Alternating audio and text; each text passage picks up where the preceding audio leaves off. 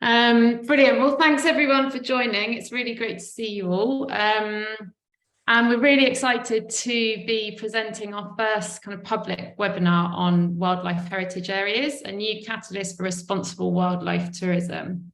I know that we've chatted to lots of you already, but this is an exciting moment in the project because we're really looking to get our early adopters on board. So we're looking to recruit the first wildlife heritage areas. So as Marie mentioned, we'll be doing questions at the end. So feel free to drop any questions or comments in the chat, or we'll have time to all have a conversation after the presentation. So first of all, just a quick introduction about what Wildlife Heritage Areas is all about. So this is a global programme that's been developed by World Animal Protection and the World Cetacean Alliance. And we're really grateful for our supporters that have been helping us to develop the programme. So whether that's sense checking our criteria or the process, or helping us spread the word and being the first to help us recruit wildlife heritage areas. So thanks so much to those that have been involved so far.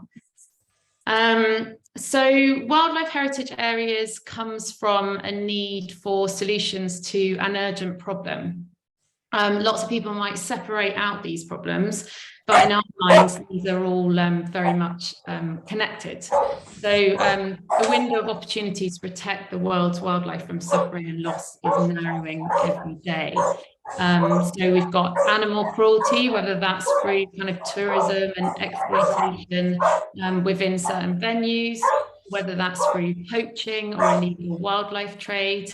We've also got the climate crisis, and as part of that is also a biodiversity crisis, so devastating biodiversity loss around the world that is perpetuating our climate crisis, which is having a huge knock-on effect on human populations.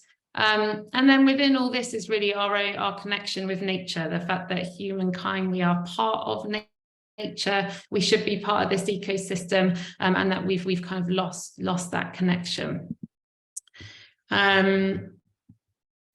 And in the context of kind of alongside this crisis, we're also aware that within the tourism industry in particular, there's a real need and a want for more sustainable experiences, more responsible experiences. People are craving that nature connection, but they don't necessarily have anywhere to turn. So we really identified that there's no way to identify those destinations that are meeting high animal welfare standards, places where wildlife experiences are run and led by a community, places that adhere to very expert written and species specific wildlife watching guidelines, places where the local community and wildlife directly benefits from tourism, and communities that really are creating these experiences that benefit all, whether that's nature or people. And there's just a little snapshot of the demand out there at the moment. That's the latest Booking.com survey identifying that 74% of travellers believe that we need to act now to make more sustainable choices to save the planet for future generations. So we wanted to think about, well, what if within the world wildlife was not cruelly exploited for tourism? What if local communities created responsible wildlife watching experiences that benefited everyone? What if we celebrate people that work in harmony with the natural world? And what if we collaborate to reconnect with, protect and respect nature? And finally, what if we really emphasized our cultural links with nature and kind of acknowledge this as a powerful tool for positive change for people and animals? So when we kind of imagine that what if, the end result that we picture is wildlife heritage areas. So these are places that are outstanding wildlife watching destinations where local people recognise their natural heritage with a sense of pride and play a central role in protecting wild animals and their habitats. So the good news is this is a proven concept. So the forerunner to the concept of wildlife heritage areas was actually developed by the World Cetacean Alliance in 2015. This programme is called Well Heritage Sites, and it's a programme that's been promoted responsible whale and dolphin watching tourism around the world. There are currently 19 sites, from Australia to Brazil to California to the Azores.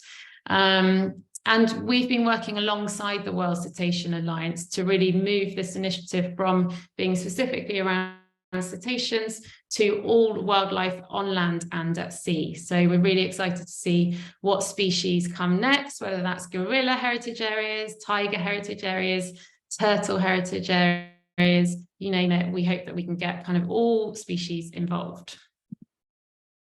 Okay, so what's the opportunity for you on the call today? So thinking about what potential wildlife heritage areas look like, this is just a sense of some of the things that we're kind of looking for when we're identifying places that might make good potential wildlife heritage areas. So we're looking for a partnership with a wildlife NGO or somewhere, a community that knows that it's looking for that partnership. So that partnership might be in place already, or it might be somewhere where they acknowledge that actually it'd be really helpful to work with a wildlife NGO that has some specialist skills that we need to help to protect the species on our doorstep. Wildlife heritage areas very much come from a community based approach. So the types of groups that would be applying to become a wildlife heritage areas will very much represent a community within a place. We're looking for people that have capacity to complete the application process. We have made this application process as accessible as possible, which we'll go into a bit more detail in a moment. But we need to identify people and communities that have that capacity to find the evidence they need to become designated a wildlife heritage area. We're also really looking for people who are so passionate and enthusiastic about spreading the word about all the incredible work that is going on their doorstep, because that's a really important part of this project for us. We just want to create kind of that ripple effect of change, using this project really as a source of inspiration and storytelling. So we're pretty excited for the first ever wildlife heritage areas to be announced in terms of the opportunities of being an early adopter for the programme. So this is an opportunity to really stand out as a leading wildlife destination that benefits both people and animals. There's nothing else like this out there at the moment. As an early adopter, you will be eligible for a small grant programme and also more support through the application process.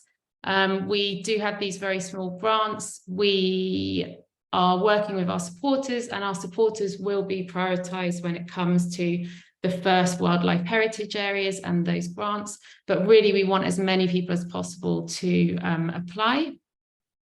And then there's going to be some great exposure opportunities that come off the back of being an early adopter in one of the first wildlife heritage areas.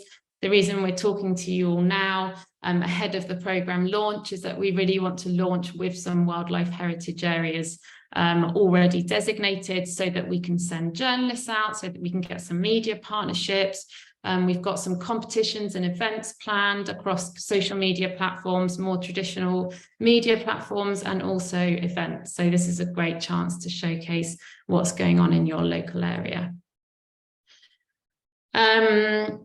Another great opportunity is really to be part of what's going to be a very engaging platform, celebrating the protection of species from a community perspective around the world. So we've worked hard to make sure that the website really showcases responsible wildlife watching destinations and does a great job at storytelling around the people, species and habitats involved in that relationship. We've designed a website that is very intuitive, so that we hope that the online application process will be very accessible and easy to use. And the platform is very much designed to appeal to a range of stakeholders. So your priority might be getting more tourists, the right kind of tourists, of course, to spend money in your destination on responsible wildlife watching destinations, or it might be that you're interested in bringing together evidence so that you can apply for further grants. It might be that you're looking to fund local projects, and this is a really helpful tool to get all the kind of evidence together to do that. It might be that you want to appeal to more people within your community. You want to appeal to like the broader scientific and research world around your particular species. And the idea is that we've really designed this platform to meet the needs of all of those different stakeholders. Okay, so a quick overview on the process becoming a wildlife heritage area. So we spent quite a lot of time thinking about this process, because on the back of there being a lot of certification schemes out there in the travel industry and in the conservation world that are quite heavy-handed, they can be quite hard to access. It can be quite hard for people to tell what a certification really means. There's a bit of a lack of transparency with some of these certifications. So we really designed this whole process with some key themes in mind. So one around accessibility. We want any community anywhere in the world to be able to move forward and become a wildlife heritage area. That said, we want this to be really robust. So we want a wildlife heritage area stamp to really mean something. You know, we want this to be evidence-based, and this demonstrates that you are truly committed. We've designed a process that really kind of facilitates collaboration, whether that's kind of working with collaboration that's already going on and just elevating it and maybe bringing more people on, or helping people find the collaborative models that they need to move forward.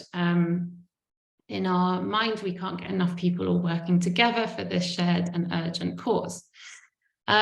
We also wanted the whole process to have kind of inspiration at its heart.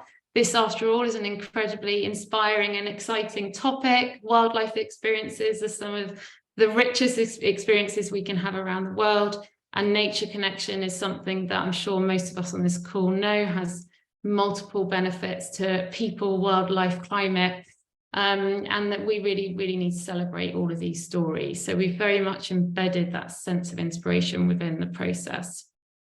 So overall, we hope that this will raise standards when it comes to wildlife experiences, that this will celebrate examples of successful wildlife-human coexistence, and that this will promote responsible wildlife experiences as an alternative to exploitative ones. So underpinning the whole process is the Wildlife Heritage Area Network, which is something that we will build at launch in September. So the Wildlife Heritage Area Network is really bringing together key stakeholders that we think working together will help to advance responsible wildlife watching experiences. So the key players are the communities themselves, which are the potential wildlife heritage areas. They will then partner with wildlife or conservation NGOs that will act as support and assessors of the programme. And where a community wants to develop responsible tourism or wants support from responsible tourism partners, we will also have a network of responsible tour operators that are very much vetted to ensure that they have the most ethical standards. And they will be potential partners for our wildlife heritage areas, and they will also offer support where needed. Also, part of the network will be storytellers that will help to spread the word. So by getting all of these people collaborating and working together and sharing best practice case studies together, we really hope that we will kind of elevate the whole. So when it comes to the robust nature of the programme, the whole process of becoming designated as a wildlife heritage area hangs on finding evidence to meet 21 indicators that sit across these 5 criteria. So we very much designed these criteria to make sure that we're touching on themes around that cultural connection with wildlife, respectful human coexistence, that the wildlife tourism has kind of responsibility at its heart, and that responsibility is responsibility towards place, community, and wildlife. Another important part of the criteria is governance. So that's looking for a steering committee being in place that's representative of the community, demonstrating that stakeholders work together collaboratively. And then finally, a management plan, which is very much kind of looking at what is the future of this wildlife heritage area, what are the aims, aspirations, what's in place to make sure that what we're saying we're going to do is actually followed through. So just a couple of examples that I've pulled out from the indicators. So the first indicator within the criteria, cultural importance of wildlife, is looking for evidence that cultural heritage linking people to wildlife demonstrates significant understanding and ongoing respect for wildlife and habitats. And just looking at the first indicator within the responsible wildlife tourism criteria is that looking for evidence that the community has strategies in place to identify and raise awareness about exploitative, extractive or consumptive captive or wild animal tourism attractions. So a quick look through at the process, the kind of 3-step process to becoming a wildlife heritage area. So the first step is becoming an aspiring wildlife heritage area. And this involves signing up to our guiding principles, completing a very simple section 1 of the web application. And then once that information is reviewed, you will become an aspiring wildlife heritage area. Moving on to step 2, which is where you become a candidate wildlife heritage area. This involves completing section 2 of the web application, which is very much around storytelling, more details about the species, the threats, the community involved. And once that information has been uploaded, the listing will go live.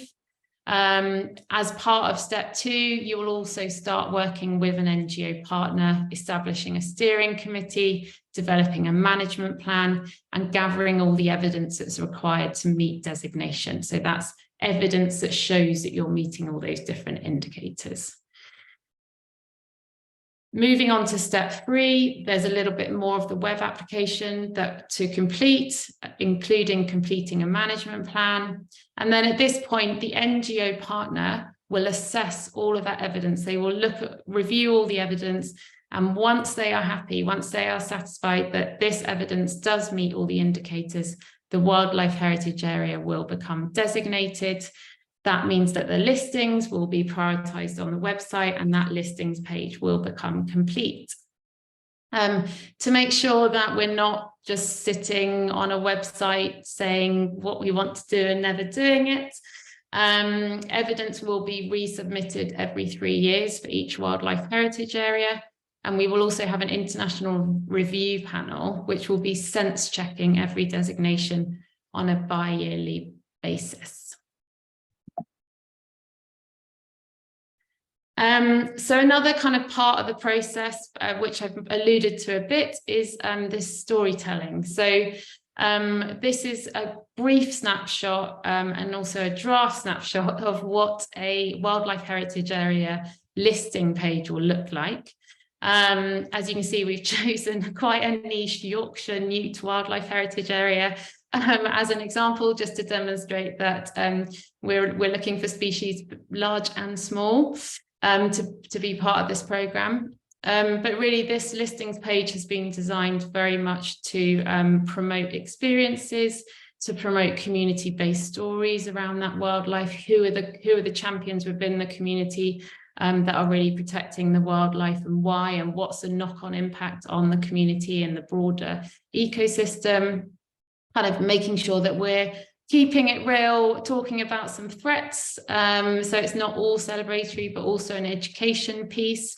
And each wildlife heritage area listings page will kickstart with a video showcasing that species and getting people really excited, and hopefully so excited that they want to go and visit and spend money in the right places on responsible wildlife watching experiences.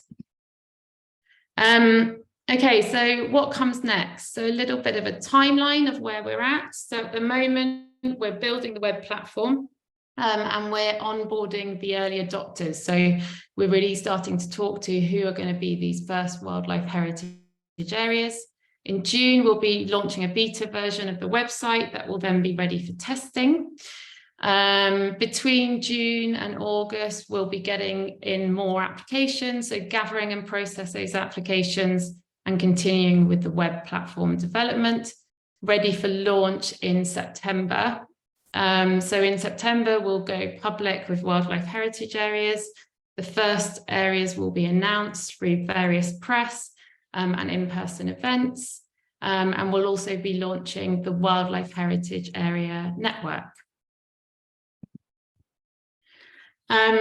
So thanks so much for listening to this presentation. Here are places where you can find some updates. So do go on the first kind of version of our website is live already. There's a video on there, and there's some resources that you can share with anyone you'd like to too.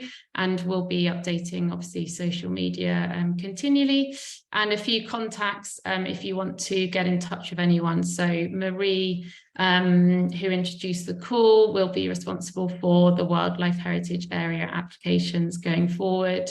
Lloyd, who you'll see in a moment, is running our communications and media, and any other inquiries, feel free to get in touch with myself. And that's the end of the presentation. So thank you very much for listening. And yeah, if we've got any questions, we'd love to answer them. Thank you very much, Holly. I think now the floor is yours. So if you want to unmute yourself and maybe raise your hand, or go for it if there's not many hand raising. Thank you.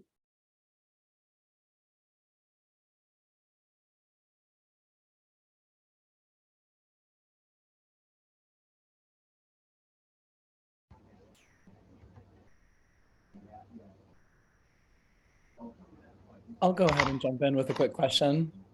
Good morning, everybody from New York City. My name is Milo Putnam. I manage an education platform called Laro Ethical Wildlife Travels. So I'm very excited to hear more from wildlife heritage areas. So thank you, Holly, for covering all of that this morning. I guess I'm a little intrigued because you have all these different examples of going through launch.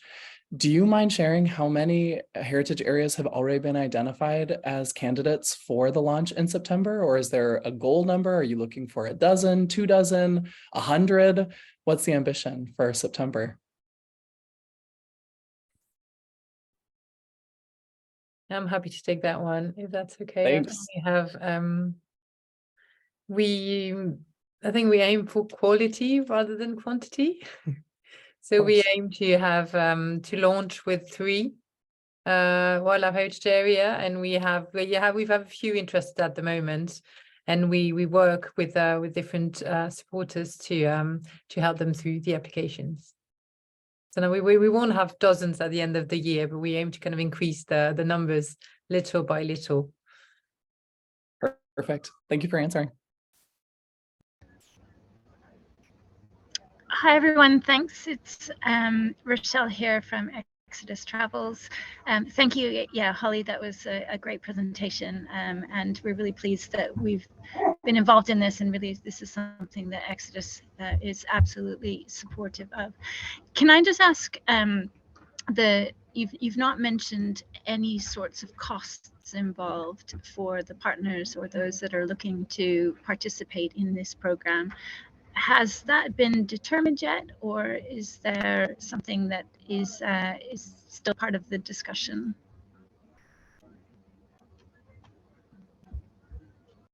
I can take that. Yeah, thanks, Rochelle. Thanks so much for joining. Yeah, there are no costs there's no cost to become a wildlife heritage area at this stage. As I mentioned, we have a small grants program, and that's very much for the NGOs, because they will be the ones that are taking up quite a bit of time assessing the wildlife heritage areas and also supporting them through the process. So we wanted to make sure that time was supported financially. So that's a kind of small grants program to really get everything up and running. Dylan and Marie, I don't know if you want to add to that at all.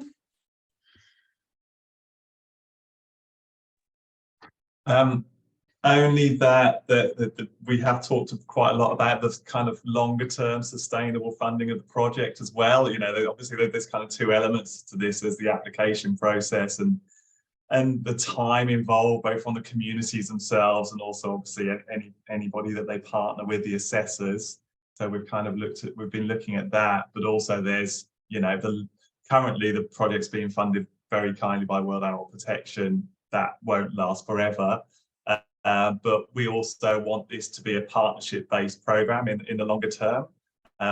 So we're basically spending some time later this year looking at some different kind of funding streams and funding models to think about how that would work. There's a little bit of balancing act as well, though, because as Holly mentioned, in September, when we really start to try and pull the network together that will support this program, we want those voices and those thoughts and ideas to be part of that kind of conversation about how this joint initiative is going to be funded and what the responsibilities will be. So we'll be spending more time on that as the year progresses, and we can kind of keep you updated. Thank you.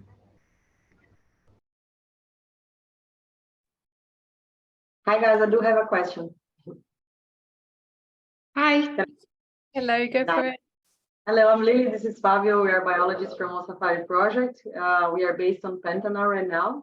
I do have a question about infrastructure. You are looking for an area where the ecotourism is going on already, like, I mean, lodges and all, or are you looking for a place that we are able to build new bases of ecotourism? I'll have a go and then anyone else add. Yeah, I'm both really. So I think from our perspective, this is a really great tool for anyone that's kind of on the brink of looking at ecotourism or thinking that you need ecotourism experiences to help fund some conservation work in particular. Then I think, you know, often it can be that it's great to start with a robust process and framework to design those experiences can be really helpful.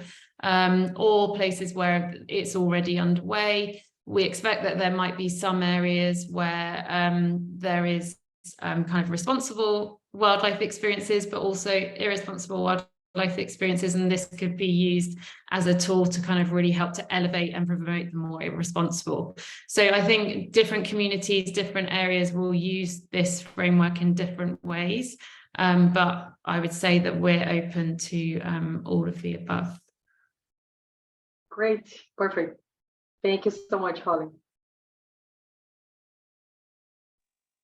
Hi, everyone. Just a short one from my end here. Good to see so many colleagues and friends on the call. So, and congrats. It's good to see the idea coming to the real life right now. So congrats for the Wildlife Heritage Areas project. So yeah, my name is João. I work with Lili and Fabio. They're in the Pantanal right now. I'm here in São Paulo in the concrete, but we are really, All Safari is trying to support the process. We will be candidates too. So excited about that idea, and let's try to move forward with this. Let's make the responsible tourism sector a wider sector, and let's bring money to that sector, and so that we can really, push forward the agenda, educate people, and protect biomes and the biodiversity, and ensure that the experience will be aligned with the best animal welfare standards. So happy to contribute to the process, guys. Thanks, Joe. That's wonderful.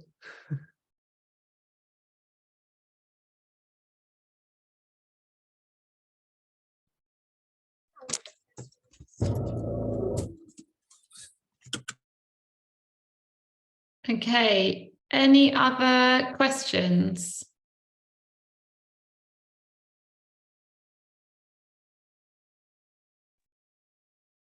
Holly, hi, it's Justin from Responsible Travel. Hi, Shine a Justin. light. Now you can see me. Super, congrats. Looks amazing. So excited to see it. I'm just curious. It's a question. Let's say a national park or a local authority or a landowner thought, oh my God, I love the principles of this. We're not there with this kind of thinking. We have a designated area or I own the land. But I'd like to be part of this somehow. So not strictly speaking a community, which I get is your real driver for it. Would there be a role for them?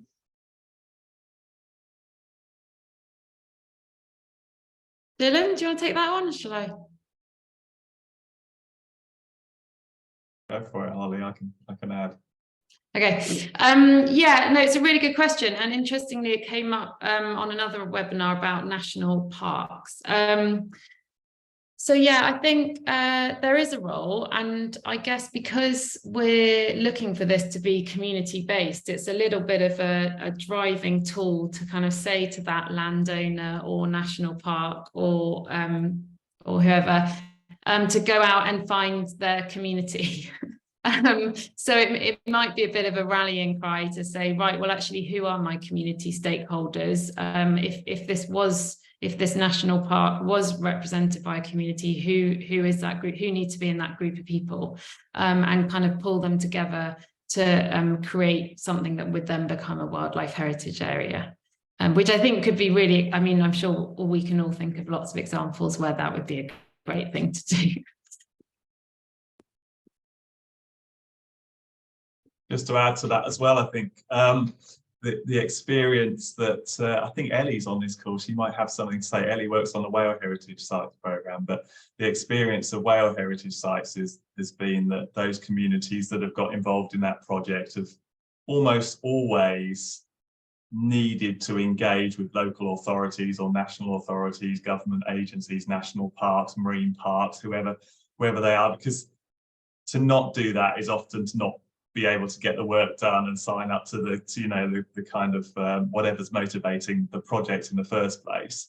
But we also want to be aware that sometimes that's just not possible as well, and communities can still come together and do amazing things even if they're not, at least at the beginning, able to kind of reach out to some of those authorities. So there is space within the programme, I think, to move and to be able to achieve change no matter who you're able to network out to.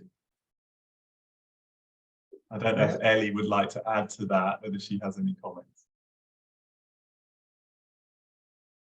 Hello, everyone. I'm Ellie here. I'm the manager of the Whale Heritage Sites at the World Cetacean Alliance. And yeah, I have been supporting as well the development of this great program. And yeah, just to add to your comment, Dylan, I think it's something that I love the most about this model is that there is a space to grow. There is a space to connect with a wider community. And you know, even in my experience with working with some sites around the world, sometimes they start very small and you know, having a few stakeholders working together, but as part of the process, they having to reach out to more people and to involve as many stakeholders as they can, they start to grow, and more people get involved. Obviously, you know, it's a bit different when you talk about a specific area like a national park or a sanctuary, but in our experience, sometimes they are already working with some stakeholders in some extent.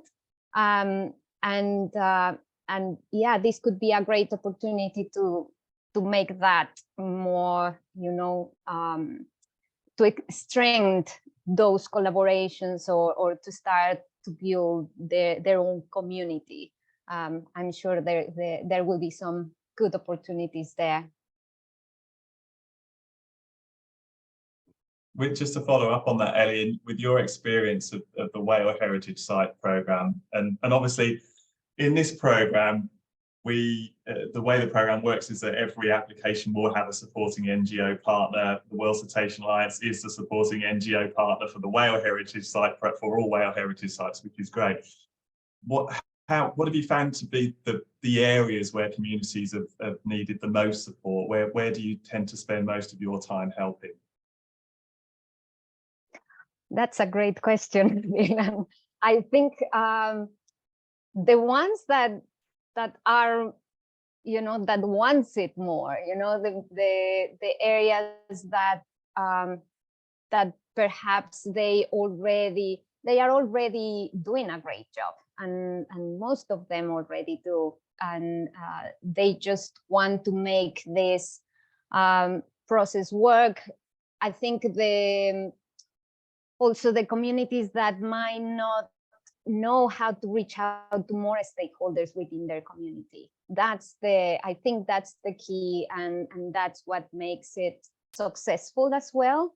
So sometimes we have to guide them more or help them to reach out to those people or to the authorities or the tourism department or any other entities that are relevant to the community and to the species or the environment that you want to work with. So I guess that those are the communities that might need more help, just to guide, to provide that guidance. And maybe sometimes we have to speak with these people to help them come together and support the initiative.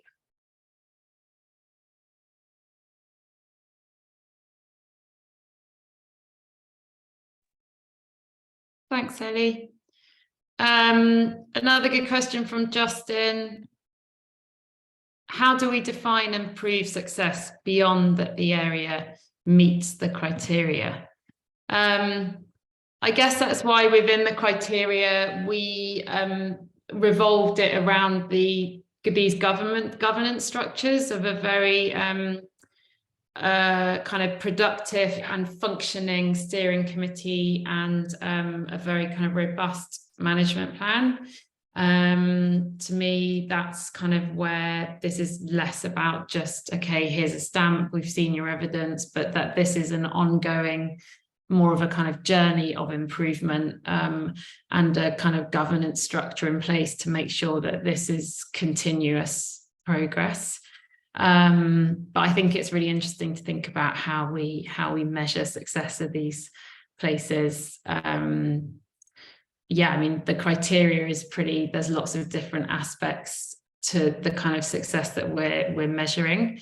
I imagine that over time, we might refine that into kind of more benchmarks and metrics around kind of nature connection, maybe around how we have taken people away from cruel or exploitative wildlife attractions towards more responsible wildlife attractions, maybe looking at figures around the percentage of tourism income that is going directly into community and directly into conservation projects rather than leaking out of a destination. These are all kind of the kind of metrics that do kind of sit somewhere under those criteria. And maybe over time we would refine. I don't know if that answers your question. Yeah, there's so many things that could be measured, and it takes time and it takes money often to gather them. So it might be, I mean, what makes you so distinctive? There's lots of things that make you so, but keep coming back to this idea of heritage, this association that local people have with the nature and the wildlife and share ultimately with all the different stakeholders. So it maybe there's a kind of killer metric, which is almost unique to you, in addition to drawing on from partners all the other data, the more standardized data, which could demonstrate in your unique way the success of it. But I think you're definitely thinking along the right lines. Great. Yeah, I mean, it'd be really exciting if we do have the potential to be the first to kind of hone some of those more intangible metrics around nature connection and culture and heritage, which is really exciting. Hello. Hi, everyone. Hi, can you hear us? Hello, thank you so much for the presentation, to telling us about this amazing project. And I'm Alana, I'm here in Pantanal, and this is Julio. He is our environmental major, and I'm a guide here at Pantanal. We work together in the On Safari as well. We have our team here, and we would like to know better about places that already has structure and also we already are partners with the Long Run, and also we would like to know if we could use this data as well. What would be better to focus now so we can do a better management of all the data we have and the process we already making here at the lodge. Great, hi. Thanks for joining the call. So in terms of the Wildlife Heritage Areas Programme and how that data might relate to this, we've kind of created an offline application form. So what will be eventually the web platform, we've taken that all offline and we can share that with you so you can kind of look through and see exactly how you can use all your existing data to help to meet the evidence for those criteria and indicators. So that's probably a good starting point. So I suggest that we could send all of that to you and then we can kind of go through it together and answer questions. Yeah, I think hopefully that answers your question, but let me know if not. Thank you, guys. Thank you so much.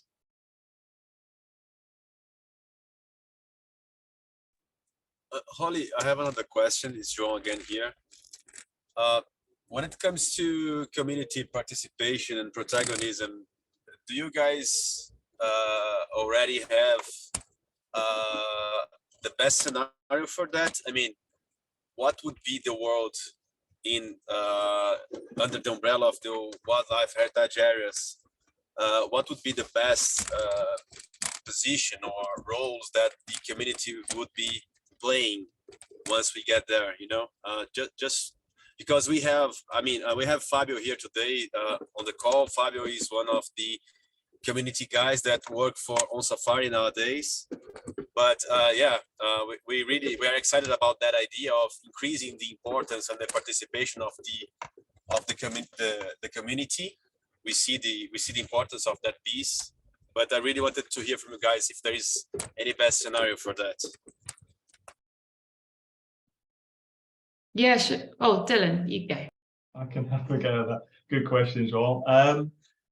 Well, I mean, obviously we have all of these criteria and indicators, which which are important. They talk about, bringing stakeholders together from across the community, and there's a lot in there about how you kind of encouraging, reaching out to parts of the community that you perhaps might not have thought about. Tends to be that when people apply for this, certainly through whale heritage sites, there's already a network in place, but it might be quite restricted. It might be those people who've already focused on wildlife tourism, for example. So we're kind of really pushing people to think outside the box a little bit. But what sort of sits between the lines, I think, of application processes like this is actually motivation, but it really comes across in the applications when they come in. And I think that's really key because obviously every community is different.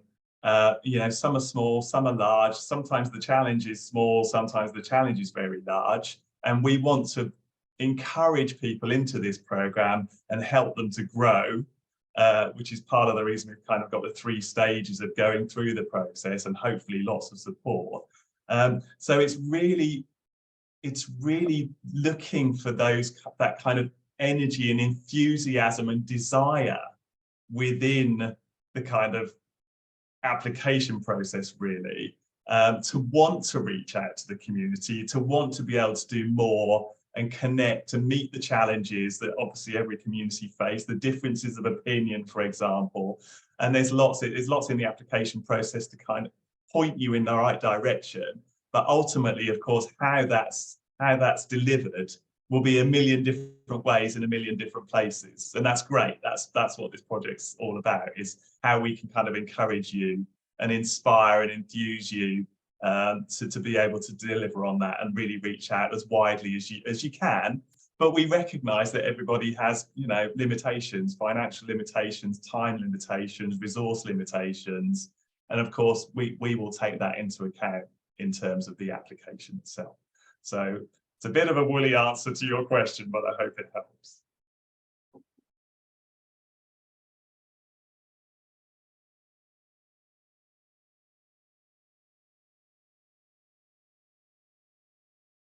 there anyone has more questions?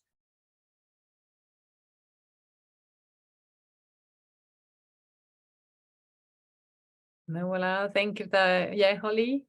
Well, I was just going to add that we, as I just mentioned, we do have we've got a whole offline application pack that really kind of walks through everything you would need to know to become a wildlife heritage area. And we're obviously really keen for as many people as possible to take a look. And it might be that some people have a look at it and think this is really interesting, but it's not for me right now. But others might be like, right, yeah, we're ready to go. So really, whether it's your project or whether you know people that might have a project that would be interesting, we'd love to hear from you and send you as much information as possible. So Marie, I just wanted to mention that.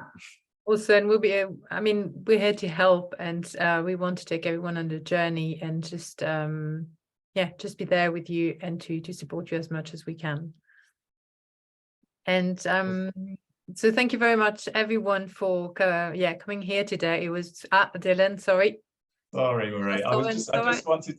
I just wanted to bring Lloyd in, because Lloyd manages our comms and social media and helps with the web build, and he's been a huge part of this program. And he can't get away without saying anything over the course of an hour. So I just wanted to, Lloyd, would you mind just letting people know how things are going from a comms perspective? Because obviously we're at the very beginning of this project, and we love you to be able to sort of share the word as well and share the news of this program, and hopefully and what it's going to be all about. So Lloyd, how can they do that?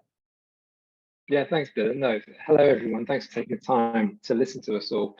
It's a really exciting project. From a comms point of view, the focus has really been on social media to this point. So for the last 3 months, you might have seen, we've been publishing posts through our Twitter, through our LinkedIn, through our Instagram. I know some of you have been very kindly sharing that, especially people like Milo and Mark who are on here, or I've also spoken to separately. So thank you guys for supporting that. And really it's about, sharing the content that you find useful, but also engaging as well and letting other people know. So we'd really value your engagement on our social profiles. And as we look to build the PR or the media campaigns, getting involved in that, we'll be asking you to get involved, obviously putting the communities first. You're the interesting part of this. So we'd love to get your stories as well and push that through the campaign. So it's really an open invite to get involved. You can contact me directly or any of the team, either through the social profiles or directly through our emails through the website. So yeah, look forward to hearing from you. Thanks, Dylan. Thanks, Lloyd. Thanks everyone for coming here today. It's been really nice to hear Holly talking and to hear about all your questions. And I will be sharing the recording with you tomorrow, so you can share it with your network. Or if you know anyone who might be interested about the initiative, about applying. And that's it. So thank you very much, and hope you'll get in touch. And that's not the last time we'll see you. Thank you. Bye-bye. Thanks very much. Thanks, everyone. Thanks, everyone. Thank you. Thank you guys, everyone. Thank you.